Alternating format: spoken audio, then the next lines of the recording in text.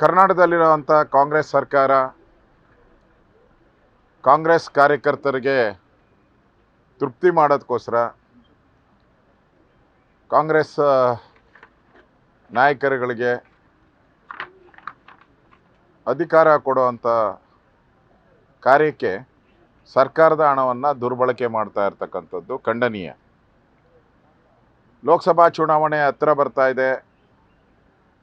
ಕಾಂಗ್ರೆಸ್ ಕಾರ್ಯಕರ್ತರಿಗೆ ಒಂದು ಪದವಿ ಕೊಟ್ಟು ಕ್ಯಾಬಿನೆಟ್ ದರ್ಜೆ ಸಂಬಳ ಇವೆಲ್ಲ ಕೊಟ್ಟು ಅವರನ್ನು ಎಲೆಕ್ಷನಲ್ಲಿ ದುಡಿಸ್ಕೊಳಕ್ಕೋಸ್ಕರ ಮಾಡಿರ್ತಕ್ಕಂಥ ಒಂದು ಕುತಂತ್ರ ರಾಜಕಾರಣವನ್ನು ಸಿದ್ದರಾಮಯ್ಯನವರು ಮಾಡಿದ್ದಾರೆ.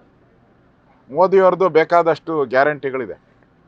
ರೈತರಿಗೆ ಕಿಸಾನ್ ಸನ್ಮಾನ್ ಕೊಡ್ತಾ ಇದ್ದಾರೆ, ವಿಶ್ವಕರ್ಮ ಲೋನ್ ಯೋಜನೆ ಮಾಡ್ತಾ ಇದ್ದಾರೆ. ಈ ಥರ ಬೇಕಾದಷ್ಟು ಯೋಜನೆಗಳನ್ನು ನರೇಂದ್ರ ಮೋದಿ ಮಾಡಿದ್ದಾರೆ. ಆದರೆ ಎಲ್ಲೂ ಕೂಡ ಅವರು ಈ ಥರ ಕ್ಯಾಬಿನೆಟ್ ದರ್ಜೆ ಕೊಟ್ಟು ಸರ್ಕಾರದ ಹಣವನ್ನು ಪೋಲ್ ಮಾಡೋವಂಥ ಕೆಲಸವನ್ನು ಮಾಡಿಲ್ಲ. ಅಧಿಕಾರಿಗಳು ಒಬ್ಬೊಬ್ಬ ಮಂತ್ರಿ ಹತ್ರ ಸುಮಾರು 15ರಿಂದ 20 ಅಧಿಕಾರಿಗಳೆಲ್ಲ ಕೆಲಸ ಮಾಡ್ತಾರೆ. ಅವ್ರ PAಗಳು PSಗಳು ಮಾಧ್ಯಮ ವಕ್ತಾರರು ಎಲ್ಲರೂ ಕೂಡ. ಹಾಗಾದರೆ ಮಂತ್ರಿಗಳೆಲ್ಲ ನಾಲಾಯಕ. ಹಾಗಾದರೆ ಮಂತ್ರಿಗಳಿಗೆ ಇನ್ಚಾರ್ಜ್ ಕೊಡ್ಬೋದಾಯ್ತಲ್ಲ. ಅವ್ರ ಹತ್ರನೇ ಎಲ್ಲ ಸ್ಟಾಫ್ ಇದೆಯಲ್ಲ, ಪೂರ್ತಿ ಸ್ಟಾಫ್ ಇದೆ ಅವ್ರಿಗೆ.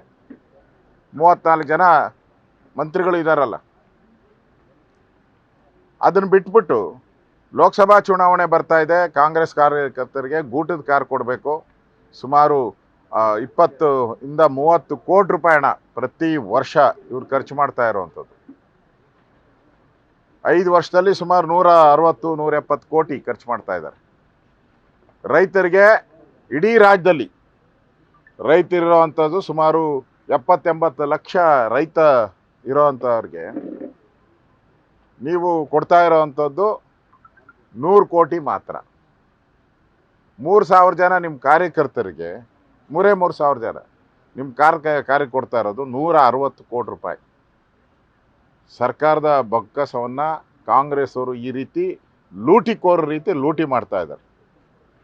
ಇದು ರಾಜ್ಯದ ಜನತೆಗೆ ಅರ್ಥ ಮಾಡ್ಕೊಬೇಕು. ಗ್ಯಾರಂಟಿ ಹೆಸರಲ್ಲಿ ಕಾಂಗ್ರೆಸ್ ಕಾರ್ಯಕರ್ತರನ್ನ ನೇಮಕ ಮಾಡಿರೋವಂಥದ್ದು ಒಳ್ಳೆಯ ಸಂಪ್ರದಾಯ ಅಲ್ಲ.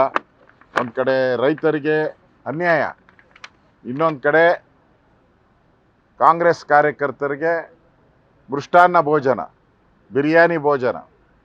ಇದರಿಂದ ಕಾಂಗ್ರೆಸ್ಗೆ ಸರಿಯಾದಂಥ ಪಾಠವನ್ನು ಮುಂದೆ ಬರ್ತಕ್ಕಂಥ ಚುನಾವಣೆಯಲ್ಲಿ ಜನ ಕಲಿಸ್ತಾರೆ. ಒಂದು ಕಡೆ ಬರಗಾಲ ಬಂದು ಜನ ನೀರಿಗಾಗಿ ಹಾಹಾಕಾರ ಇದೆ. ರೈತರು ಆತ್ಮಹತ್ಯೆ ಮಾಡ್ಕೊತಾ ಇದ್ದಾರೆ. ಸುಮಾರು 600ಕ್ಕೂ ಹೆಚ್ಚು ಜನ ಆತ್ಮಹತ್ಯೆ ಮಾಡ್ಕೊಂಡಿದ್ದಾರೆ. ಅವ್ರಿಗೆ ಕೊಡೋಕ್ಕೆ ದುಡ್ಡಿಲ್ಲ ನಿಮ್ಮ ಹತ್ರ. ಕಾಂಗ್ರೆಸ್ ಕಾರ್ಯಕರ್ತರಿಗೆ ಕೊಡೋಕ್ಕೆ ದುಡ್ಡು ಎಲ್ಲಿಂದ ಬರ್ತೈತೆ ನಿಮಗೆ? ಈಗಾಗಲೇ ನಿಮ್ಮ ಫ್ರೀ ಅಂತ ಹೇಳ್ಬಿಟ್ಟು ಫೈನಾನ್ಷಿಯಲ್ ಸ್ಟೇಟಸ್, ಆರ್ಥಿಕ ಪರಿಸ್ಥಿತಿ ಕುಸಿದು ಬಿದ್ದೋಗಿದೆ. ಅವತ್ತು ಟ್ಯಾಕ್ಸ್ ಕಲೆಕ್ಟ್ ಆಗಬೇಕು, ಅವತ್ತು ವಿತರಣೆ ಆಗಬೇಕು. ಇವತ್ತೆಲ್ಲ ಕಡೆ ಸ್ಟ್ರೈಕ್ಗಳು ಮಾಡ್ತಾ ಇದ್ದಾರೆ. ಕಾಯಂಗೋಸ್ಕರ ಸ್ಟ್ರೈಕ್ ನಡೀತಾ ಇದೆ, ಟೀಚರ್ಸ್ ಸ್ಟ್ರೈಕ್ ನಡೀತಾ ಇದೆ. ಇವತ್ತು BBMP ಸ್ಟ್ರೈಕ್ ನಡೀತಾ ಇದೆ. ನಾನು ಕೂಡ ಹೋಗಿದ್ದೆ, ಅಲ್ಲಿ ಟೀಚರ್ಸು ಸ್ಟ್ರೈಕ್ ಮಾಡ್ತಾ ಇದ್ದಾರೆ. ಅವ್ರಿಗೆ ಕೊಡೋಕ್ಕೆ ಸಂಬಳ ಇಲ್ಲ ನಿಮ್ಮ ಹತ್ರ. ನೆನ್ನೆ ದಾವಣಗೆರೆಯಲ್ಲಿ ಒಬ್ಬ ಸುಮಾರು 70 ವರ್ಷ ವಯಸ್ಸಾಗಿರುವಂಥ ಒಬ್ಬ ತಾಯಿ, ಕಾಲಿಲ್ಲ, 2 ಕಾಲು, 3 ಕಿಲೋಮೀಟರ್ ತೆವಳ್ಕೊಂಡು ಬಂದು 2 ತಿಂಗಳಿಂದ ಆ ಅಮ್ಮನಿಗೆ ಇದು ಬಂದಿಲ್ಲ, ಪೆನ್ಷನ್ ಬಂದಿಲ್ಲ. ನಿಮ್ಮ ಯೋಗ್ಯತೆಗೆ ಪೆನ್ಷನ್ ಕೊಡೋಕ್ಕೆ ಯೋಗ್ಯತೆ ಇಲ್ಲ ನಿಮಗೆ. ಕಾಂಗ್ರೆಸ್ ಕಾರ್ಯಕರ್ತರಿಗೆ ಬಿರಿಯಾನಿ ಕೊಡೋಕ್ಕೆ ಎಲ್ಲಿಂದ ದುಡ್ಡು ಬಂತು? ಯಾರ್ದು ದುಡ್ಡು ಇದು? ಟ್ಯಾಕ್ಸ್ ಪೇಯರ್ಸ್ ಹಣ. ಬಡವನಿಗೆ ಕೊಡೋಕ್ಕೆ ದುಡ್ಡಿಲ್ಲ, ಕಾಂಗ್ರೆಸ್ ಅವ್ರಿಗೆ ಮಜಾ ಮಾಡೋಕ್ಕೆ ದುಡ್ಡು ಕೊಡೋಕ್ಕೆ ನಿಮ್ಗೆ ಯಾವ ಅಧಿಕಾರವನ್ನು ಯಾರು ಕೊಟ್ಟು ಅಂತವ್ರು? ಅದರಿಂದ ಕಾಂಗ್ರೆಸ್ ಈ ಗ್ಯಾರಂಟಿ ಹೆಸರಲ್ಲಿ ಲೂಟಿ ಮಾಡೋಕ್ಕೆ ಹೊರಟಿದೆ ಅನ್ನೋ ನೇರ ಆಪಾದನೆಯನ್ನು ನಾವು ಮಾಡ್ತಾ ಇದ್ದೀವಿ. ಸಿದ್ದರಾಮಯ್ಯ ಕಲ್ತ್ರೆ BJP ಅವರು ಯಾಕೆ ಅಯೋಧ್ಯೆಗೆ ಹೋಗ್ಬೇಕು, ಇಲ್ಲೇ ರಾಮ ಮಂದಿರ ಪೂಜೆ ಮಾಡಬಹುದು?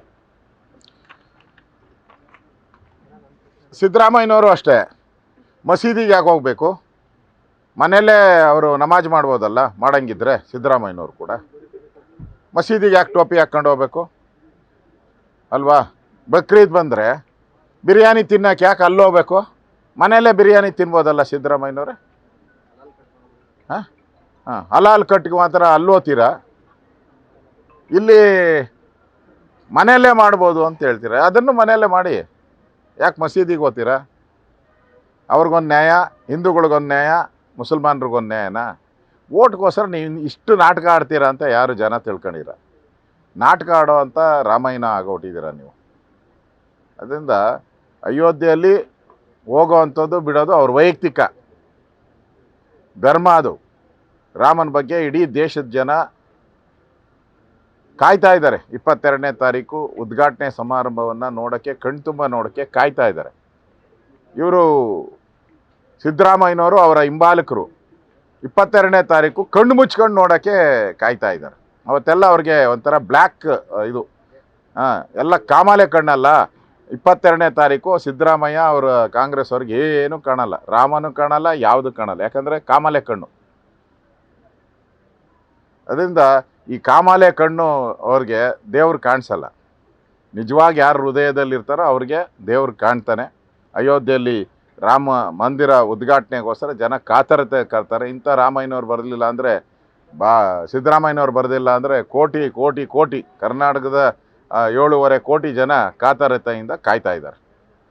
ಸರ್, ಹಾಗೇನೆ ಖಾಸಗಿ ಚಾನೆಲ್ ಒಂದು ಬಿಗ್ ಬಾಸ್ ಕಾರ್ಯಕ್ರಮ ನಡೆಸ್ಕೊಡ್ತಾರೆ. ಆ ಬಿಗ್ ಬಾಸ್ ಕಾರ್ಯಕ್ರಮ ಬೆಂಗಳೂರು ದಕ್ಷಿಣದಲ್ಲಿರ್ತಕ್ಕಂಥ ಮಾಳೆಗೊಂಡನಹಳ್ಳಿ ಅಲ್ಲಿ ನಡೀತಾ ಇರ್ತಕ್ಕಂಥದ್ದು. ಅಂದರೆ ಕೃಷಿ ಚಟುವಟಿಕೆಗೆ ಅಂತೇಳಿ ಪರ್ಮಿಷನ್ ಇದೆ. ಕೃಷಿ ಚಟುವಟಿಕೆ ಬದಲು ಈಗ ಕಮರ್ಷಿಯಲ್ ಆಕ್ಟಿವಿಟೀಸ್ ನಡೀತಾ ಇದೆ. ಸರ್ಕಾರಕ್ಕೂ ಸಾಕಷ್ಟು ಯೋಚನೆ ಆಗ್ತಿದೆ ಅಂತ, ಜೊತೆಗೆ ಪರ್ಮಿಷನ್ಗಳು ತಗೊಂಡಿಲ್ಲ. ಈಗಾಗಲೇ ಬೆಂಗಳೂರು DC ಅವರು ಈ ಬಗ್ಗೆ ವರದಿ ಕೇಳಿ ತಹಶೀಲ್ದಾರ್ಗೂ ಕೂಡ ಕೊಟ್ಟಿರ್ತಕ್ಕಂಥ ಸ್ಥಳೀಯ ಸಾಮಾಜಿಕ ಕಾರ್ಯಕರ್ತರು ಕೂಡ ವಿರೋಧ ವ್ಯಕ್ತಪಡಿಸಿರ್ತಕ್ಕಂಥದ್ದು. ನೋಡಿ, ಕಾನೂನು ಪ್ರಕಾರ ಅವ್ರು ಏನು ಪರ್ಮಿಷನ್ ತಗೊಬೇಕು. ತಗೊಂಡಿಲ್ಲ ಅಂದರೆ ಅದು ಇಲ್ಲೀಗಲ್ ಆಗ್ತೈತೆ. ಅದ್ರ ಮೇಲೆ ಜಿಲ್ಲಾಧಿಕಾರಿಗಳು ಕ್ರಮ ವಹಿಸಬೇಕು. ಅವ್ರ ಕರ್ತವ್ಯ ಅದು ಮಾಡಬೇಕು. ಅಗ್ರಿಕಲ್ಚರ್ ಜಮೀನಲ್ಲಿ ಈ ಥರ ಬಿಗ್ ಬಾಸ್ ನಡೆಸುವಂಥದ್ದಕ್ಕೆ ಅವಕಾಶ ತಗೊಬೇಕಾದ್ರೆ ಕಾನೂನು ರೀತಿ ಏನೇನು ಅವಕಾಶ ಇದೆಯೋ ಅದು ತಗೊಬೇಕು. ಅದು ತಗೊಂಡಿಲ್ಲ ಅಂದರೆ ಜಿಲ್ಲಾಧಿಕಾರಿಗಳು ಕ್ರಮ ತೆಗೆದುಕೊಳ್ತಾರೆ. ನ್ಯೂಸ್ ಫಸ್ಟ್, ನಿರ್ಭೀತಿಯಿಂದ ನಿಮ್ಮ ಪರವಾಗಿ.